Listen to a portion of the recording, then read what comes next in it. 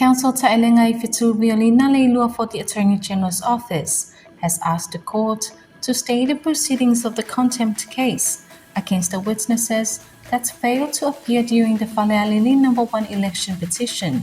The application was put before Justice Satiusi Mativa Peresi and Justice Leata Walesa Darrow Clark on the 14th of April 2026.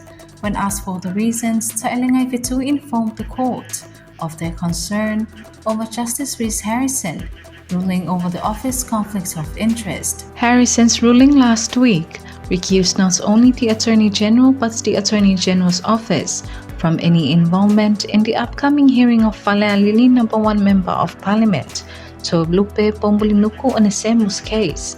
Falealili requested that perhaps the court could deal first with the judicial review of the Falealili No. 1 matter and delay the contempt issue until after the judicial review. The contempt matter stemmed from witnesses who were supposed to appear to give evidence in the election petition but failed to turn up.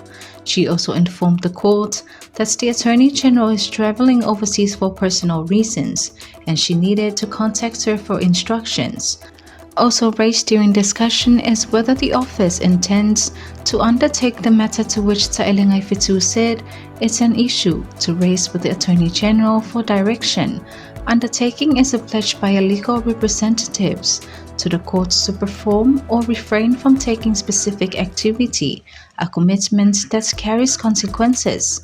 Chief Justice Peresi asked Falealili about the office stance on the 100,000 tala bribery matter referred to the office, and she said she will get instructions from the Attorney General on that one too.